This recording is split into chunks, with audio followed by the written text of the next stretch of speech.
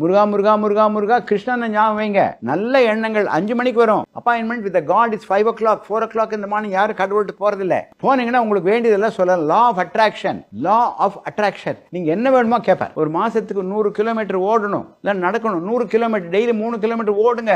Ground இல்லையா, நிக்கிற இடத்துல ஓடுங்க.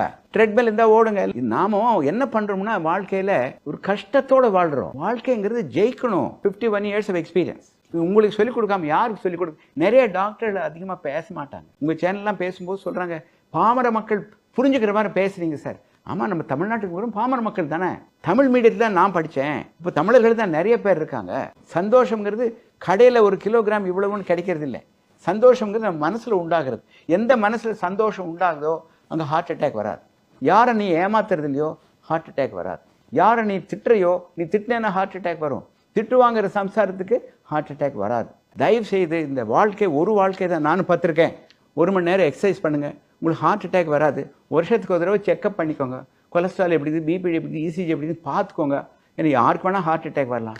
கேஸ் ட்ரபிள்னு சொல்லுவாங்க. நல்லா தான் இருந்தேன், மேல் மூச்சு. நான் இப்போ மேலே நடந்து வரும்போது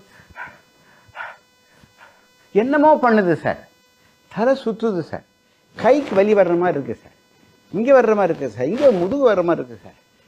காதிலிருந்து வயிற்று வரைக்கும் எங்கே வலி வந்தாலும் ஹார்ட் அட்டாக்.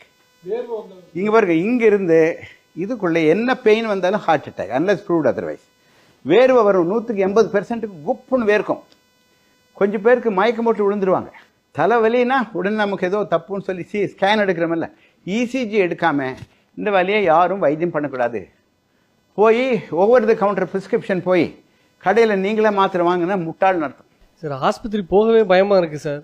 பில்லு அதெல்லாம் பார்த்தாலே. அதாவது ஆஸ்பத்திரி வராமல் இருக்கிறதுக்கு தான் இப்போ சொல்லிக் கொடுத்தேன். கரெக்டா? நீங்கள் ஆஸ்பத்திரி வரேன்னு சொன்னீங்கன்னா அவன் கடன் வாங்கியிருக்கான், 10 கோடி கடன் வாங்கியிருக்கான். உங்கள் மேலே தலையில் மிளகாய் அரைப்பான். ஆஸ்பத்திரிக்கு போகாமல் இருக்கிற வரைக்கும் நல்லது. ஆனால் அங்கே போயிட்டு நீங்கள் என்ன பண்ணணும்னா கடைசி நேரத்தில் ஏதோ ஒரு ஆஸ்பத்திரி போகக்கூடாது.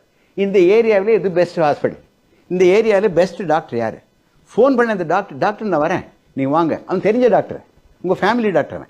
அவன் ஏமாற்ற மாட்டான். பில்லை பார்த்து ஹார்ட் அட்டாக் வந்து செத்து போனாலும் நிறைய பேர் இருக்குது. நான் என்ன சொல்கிறது, இன்சூரன்ஸ் கட்டிக்கோங்க. ஒரு 5000 ரூபா கட்டினீங்கன்னா 2 லட்சத்துக்கு கிடைக்குது சார். பிளாக் வருதுல்ல சார், இப்போ பிளாக் உங்களுக்கு வெயிட் கொஞ்சம் ஜாஸ்தியாக இருக்குது. நீங்கள் சொல்கிறது கேட்க, உங்கள் வெயிட்டை கண்டிப்பாக குறைக்கணும். கண்டிப்பாக சார். உங்கள் வெயிட் சுமார் 75 கிலோ 85-90 கிலோ இருக்கும் போல் இருக்கு. மாதத்துக்கு 1 கிலோ குறைங்க. நான் வெஜிடேரியன் சாப்பிடாதீங்க. கடையில் போய் எந்த கடையிலையும் சாப்பிடாதீங்க. வடை சாப்பிடாதீங்க, எண்ணெயில் போட்டு சாப்பிடாதீங்க. ட்ரை சப்பாத்தி சாப்பிடுங்க.